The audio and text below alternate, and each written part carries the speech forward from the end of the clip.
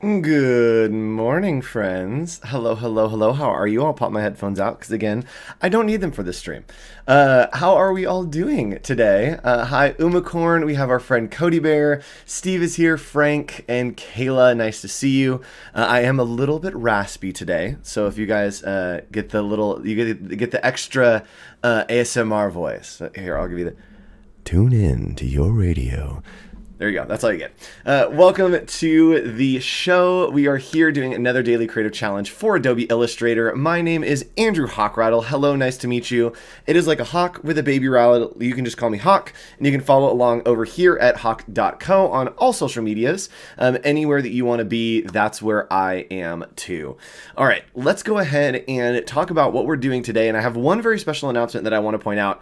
Adobe Max is coming up. Go register for Max. If you have not registered for Max, everyone's doing it. It's gonna be fun. Just try it once. Go sign up for Max. It's going to be a fun time. Registration's open. Go do that. I also want you to register for one other thing, and that is the thing that you are here for. That's right. It is the Daily Creative Challenges. Over here at behance.net/challenge/illustrator is the place to be. That's where you can sign up for your challenges and click right here every day to be reminded when a new challenge goes live. One more announcement, and then I promise we'll continue with the lesson. bit.ly/AI Discord. I'm somehow like taller than I usually am in the streams today, but bit.ly/AI Discord, that is the place to be. There we go. That's where you can be. Just raise my desk a little bit. And that's where all of the cool kids are hanging out. Again, peer pressure is the theme of today's stream. We are doing some awesome work over there, and we are doing some feedback in here, some reviews, some fun stuff, and we're seeing some great work come out of here. Yesterday, we were doing some swooshes and some swashes, and I see that some people are incorporating it into some of their other challenges, which, guess what? We're going to be doing that again today. We're going to be kind of doing a crossover challenge. We're going to do a little bit of what we talked about in yesterday's challenge with the swatches, but we will be swashes, but we will be converting it over into lettering. So we're going to do 3 different kinds of lettering today, but as you know, we are traveling through time and through history, learning about graphic design history. If you're with me, you're not just going to learn something in the Adobe programs, you're also going to learn a little bit of history because it's important to the way that we see the world around us. So I know that we do have Cody Bear here today, and everyone say hi, Cody Bear, give a nice little wave emoji.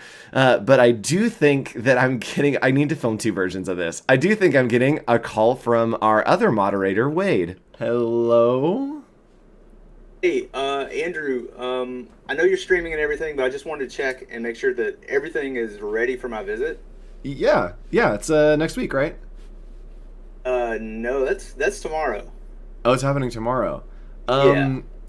I gotta go.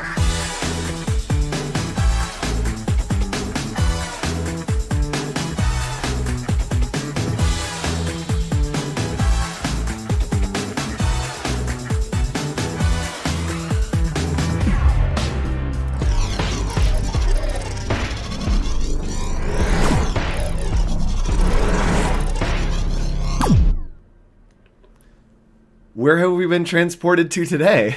That's the question, and my crown is keying out just a little bit on that green screen, but we are here, and we have landed in a new time through our bathtub time machine. We are in 1692, the era of King Louis XIV, and yes, my liege, I will be your king for the day. Yes, up in rank, very much. I just have a crown sitting in my closet. Why not? So we are going to be in 1692 today. We are hanging out with our friend King Louis XIV, talking about something very special. It's also something that's very dangerous. It is maybe one of the only fonts in all of history that can get you killed. So it is called the Romain de Roy, and the Romain de Roy was a font that was created and mathematically produced. So instead of being visual, it was very mathematical in the way that they had created these letter forms. Now, it was commissioned specifically by King Louis XIV, and it was used only by the Imperiat Royale, I believe it's basically the Royal Printing Office. And so the Royal Printing Office was the only one that was authorized to use the Romain de Roy. And if, here we go, guess what? If you used the Romain Duroy, this set of letters, this font, that wasn't in a Royal Printing Office approved way, it was a capital punishment, which means that you could be put to death. So today we're looking at the only font that could maybe kill you. Let's go ahead and hop into Illustrator today. And your homework for research is to go ahead and look up Romain Duroy. Check it out. I'm going to show you a little bit of it here, but go look at it. It's very, very interesting to look at of how this was created. So today we're going to be designing a custom lettered monogram using the grid and line weight tools. The artboard looks way different, way crazier than we have before. That's because we're working on a grid, and I'll show you how to turn that on. But I do want to give you a little preview into the Romain Duroy. You can see here that it is all very, very mathematical. You can see everything is aligned on a grid, and it actually has numbers to those grids, right? So you could say, okay, the top of this is 0.5 A to B. And so super mathematical. We're going to kind of be doing this today, but on a little bit of a less intense note. But I do want to show you a couple things that you need to turn on before we get started today. And the first is, it should be turned on, but if it's not, go to View and turn on Grid right here. So it says Hide Grid for me, but it will say Show Grid for you. So you want to turn on Show Grid, and then you also want it to say Snap to Grid. And Snap to Grid is basically going to make it so that if we make a shape, so I'm just going to grab a square here, it will only go pixel by pixel. So you can see there that it is staying on that grid as I make it, and that's what we want. So we don't want anything to be fractional here. We want everything to be perfectly on the grid as we start to create it. Now, today, not super technical. Today is going to be very cerebral. I don't know. It's more thought based. So what we're going to do is we're going to start building some letters, and we're going to create this H here. My last name, H, again, Hoch. We are going to create this H here, and then maybe play around with putting an A in the middle there to combine some letters. So creating a monogram is basically just two letters as one. So we're going to start to create this, and we're going to use basic shapes first, and then we're going to use the pen tool and line weight tool, and then we might do a swashy one if we get enough time to kind of go over yesterday. So let's keep this mathematical, and what I'm seeing over here in the H is this is actually just a few different shapes. First off, it is a rectangle, right? A pretty big rectangle over that area. I'm actually going to make this a different color so that we can see it. So even though there are cutouts, it is just a rectangle, and that same rectangle is over here. Now it has these circles, and these circles are basically cutting out. So that means that we have another circle that's maybe coming one point down and out to the edge, and then another rectangle that is coming all the way down here to join with another circle. So when you are working on your letters for this challenge, only be thinking in terms of simple shapes. Every letter is one of these three shapes. It is either a rectangle, a circle, or maybe an oval, or a triangle. Oh boy, I'm going to say it and I can't find it. There we go. Or a triangle. There we go. So it's one of these three shapes. So as you're building a letter for your monogram, be thinking in how can I make it out of these three shapes, right? H's, B's, this would be an O, a C, a G. This would be an A, a V, a Y. Every letter is made out of those three basic shapes. So let's go ahead and hop in here and try to make an H. And we're going to try to stay on the grid here. So we're going to make it a 3 columns across. Actually, let's do 3 columns across. And then we'll go all the way down, and you can see that we have 2 columns at the bottom there. So today is really just a practice on thinking through simple shapes and using that grid system. Now we can see there's 2 here, there's 2 there, and there's 2 extra rows there. And we're going to click and drag holding Alt or Option, and you can see that it's moving it by 1 box at a time. That's what we want, just 1 box at a time. And to me, it feels like this is too wide, and so we can very easily bring this in so that now we have 3 boxes. That's looking pretty good to me. Now, I do want to create a serif on these, and even though it is a rectangle, we can create a serif by doing some little rounded edges of a circle. So I'm going to grab a circle and really zoom in here. And you can see that it has 1, 2, 3, 4, 5, 6, 7, 8 in here. I want to do about maybe have a serif of 2. So I'm going to grab the ellipse tool, which is just L, and we're going to make a perfect circle here to have that rounded corner. I'm going to click and drag, and you can see that it's starting to drag out. Now, I do want it to be about halfway through, so we're going to make this circle 4 pixels. So as we click out, 1, 2, 3, 4. So it is 4 by 4, and you can see it snapping to each of those, which is what we want. Make that a different color so we can see it. Now, we have done 2 rows on top, right, that are just open. Hotkeys, please. I am using click and drag, holding Alt or Option. The hotkey for the ellipse is L. And then we're using V and space to move around. So you can see here that we have 2 up here. I can use that mathematically and just click and drag, holding Alt or Option. And we're going to drag that all the way down so that now there are 2 on the bottom here. Now, that's what we're going to cut out. And so to cut things out, we know that we want this curve right here, but the rest of it needs to be a rectangle. So we are going to use the rectangle tool, which is just M. And again, use this grid to click and drag to the edges of that circle. Now, I don't want it actually to hit the entire circle. I just want it to hit that cutout. So we're using these simple shapes so that we have the right cutouts, and thinking through that we want this to be a nice little serif there. So I'm going to make one other box, which is just M. I use the hotkey there. And we're going to hold Shift to select all of these together. We're just grabbing all of the red pieces. Another way to do that, if you just need red pieces and it's the only red, is to hit Y, which is the magic wands tool, and click on it, and it will grab everything that is that color. So from there, we are going to unite these by just clicking on Unite. And there we go. We have that little cutout for that H, and that's looking pretty good for what we want. And I'm going to mirror that by just clicking Rotate. So hitting R and hitting Enter, which is rotate. We're going to rotate by 180 degrees and hit Copy, which makes a copy of it. And then we can click and drag that over to the side, right? So it's looking pretty good now, but I might want this to go in a little bit further. So we're going to grab A, which is the direct selection tool, and I'm just going to use the arrow keys. And instead of moving by pixels, you can see on the grid when we have the snap to grid, by using the left and right arrows, we're going to move it by a certain amount of pixels. So I'm actually going to move it all the way over there. We're going to make it super thin. And from there, again, just hitting R and then rotating 180 and hitting Copy.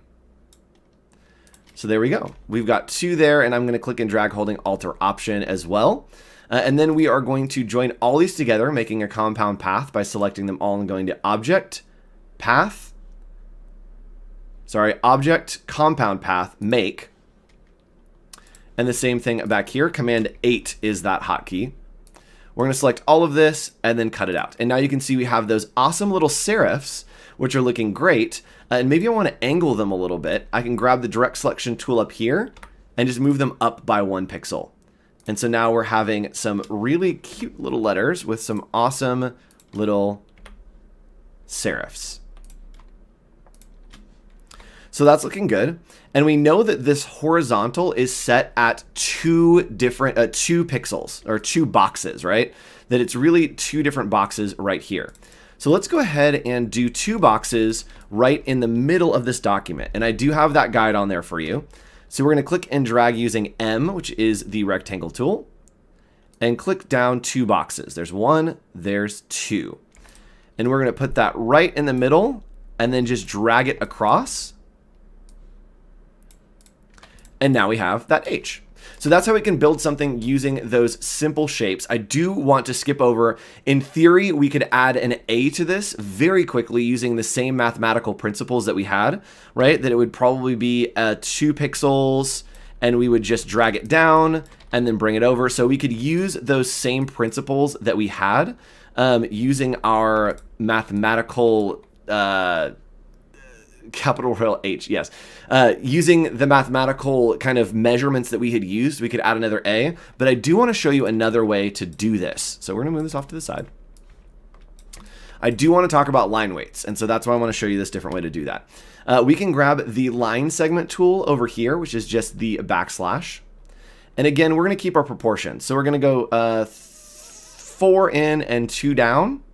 And we're just clicking and holding Shift to go 4 in and 2 down. Now, right now it doesn't have anything on it. To add a stroke, you can simply come over here, right, where this stroke is. Make sure that that is on the front. And then we are going to hit the black, and that is going to fill it with a stroke. Now, we are going to increase the stroke to maybe 20. Sure. It doesn't really matter because we're going to be using the line weight tool. So we're on the grid, and let's go ahead and use the line weight tool. And we used this a little bit yesterday, but we're going to use it to make things a little bit better today, and a little more precise. We want it to be thick at the top and then thinner as it kind of curves in, create a very French-looking type. So we're going to grab the line width tool, there we go, Shift W, and we're going to click on this anchor point, and we want it to start out pretty wide. So we're going to bring it all the way out on our grid to that column. Now, in the middle of this, right, which we have marked right here, we maybe don't want it as wide. So what we can do is we're going to click and drag, and I'm actually just going to let this go. And I think that we said that it's an 8 pixel by 8 pixels, so we want it to go 4 out. So we're going to click and drag and make sure that we are 4 lines out. So we can see that this is, let's make sure we got it. All right. 1, 2, 3, 4. Right in the middle there. So we're going to lock that in on the 4 right there. And from there, we are going to click and drag, the bottom all the way out to that 8 as well. And now we have a very mathematical, is that aligned? That somehow doesn't feel like it's aligned. Are my measurements off? Let me pull this. Oh, it is. It's too far. There we go. Now that's right. And this looks a little bit too thick in the middle for me here. And so I'm going to go ahead and hold Shift or grab that width tool again. And we're just going to bring it 2 out. So 2 boxes. And now we've used the line width tool to kind of create that very quick, easy H, right? We're going to bring that over here. Same thing. So we have that H. It looks a little bit too wide. So bring it into the next one right there. And from there, we can kind of work with the line width tool to create our next piece, which is just the crossbar right here, right across the middle. Just use the line segment tool right there. And we're going to increase the width of that to that 20. And if we wanted to, we could do the same thing here. Use that line width tool and pull it up maybe to the line that we see in the middle right there. And then right in the center of this, and it looks like we are off center. This needs to come in one more. There we go. Then right in the center of this, we can use that line width tool to pull it in just a little bit to give it some nice kind of embellishment. So I'm just going to pull it in to just 1 on that grid, right? So there's a nice little H. I'm going to turn off those guides, just hitting Control and semicolon right there. And now we've got a nice little H using that line width tool. And something that's cool is you can hit Controller Command Y, and check this out. It is really only an H, right? It is only just lines, but we've used that line width tool to really make it something unique and special. Now, if I wanted to also create the A, maybe we could take that, and because the line weight tool will keep our dimensions, we can do this. And this isn't necessarily a French style that we're working with. This is, it feels French. In theory, this would be more of a Tuscan lettering would kind of be the zone that this would fall into. But because we keep those dimensions, we can stay on the grid, and our line width will actually stay the same as we use the direct selection tool to maybe incorporate an A into this as well. I didn't go far enough, did I? Nope, needs to go all the way to the center. Let's turn that guide back on. There we go. So that's looking pretty good. Maybe let's join it and see what happens. That looks terrible. And maybe we just scale this down, and it is going to scale those effects for us. There we go. That actually looks kind of cool. And so to turn off the guides, we can go to View, we can go to Rulers, we can hide our rulers, or we can go to Guides and we can hide guides. And that looks pretty cool, right? We've done a line weight with just a single letter. And someone said, how would you do this with a C or a P? I'll show you real quick. We got about 5 minutes. A C, super easy. Again, we're only working with simple shapes. And so we're going to work with an ellipse tool. And I'm just going to pull out this ellipse tool and turn those guides back on and make sure that we go to the center with this. So again, we're just thinking in simple shapes. What I would do is I would grab the pen tool with this selected and find a point like this, right? Oops. Find a point that it is moving across one of these pieces. So maybe right there, it's hitting that guide. Is we are going to grab our pen tool and just click right there to add in a point. And then maybe we'll do it again down here. And then we'll delete this one in the middle. So now you can see that it is an open path. It's pretty thick C, but that's okay. And we're going to change again to just 40. And then we can use the line width tool here to select this, use the line width tool, and then we are going to maybe pull it all the way out to that next line. It's going to pull all the way out to that grid. And then maybe in the middle here, we just want it to be 1 or 2. We're going to pull it in there. And you can see that now it is kind of creating those different line widths using that tool. And I actually probably on this kind of letter would do the top and the bottom. So I would make it so that this kind of is much larger on the top and bottom. And then it comes in on some of the edges. Oops. Here, so then this edge would come in a little bit closer. And the same thing here, make sure those all match up. But I would do something like this. And that feels like maybe it's a little bit too much. But you could get some great kind of dimension using those. Now, what I want you to do is create some letters, right? Create a monogram of maybe your first and last initial. And I want you to create it using the line weights tool and just using simple lines like we did here. But then also create a version like this that is actually shapes. I want you to create all of it on the grid. And if you can, remember this, take a screenshot just like this. So remember how we created that H? And I'm actually going to do... We're not. Remember how we created this H using those simple shapes? I would love to see something like this. Show me what shapes you are using to create those letters. Now the G is getting way more complicated, but this is kind of what we did with the C, right? We had, maybe we use the line weight tool. Let's try to mirror that actually. That's a good reference. Let's pull this out to be 1 full column. And then the top and bottom will maybe be half of a column. So pull those in. Maybe we pull this all the way out. 1 full column right there. That looks good. And then it looks like this goes back to 1 full column all the way there.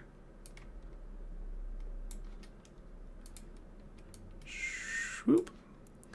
And then one down here. There we go. And now we've got some nice, you can see that width, right? It looks really good. And yes, Garrett, with the W. W can actually be pretty easy. Just remember working with your line widths, what you want to create. So W is literally 2 triangles, right?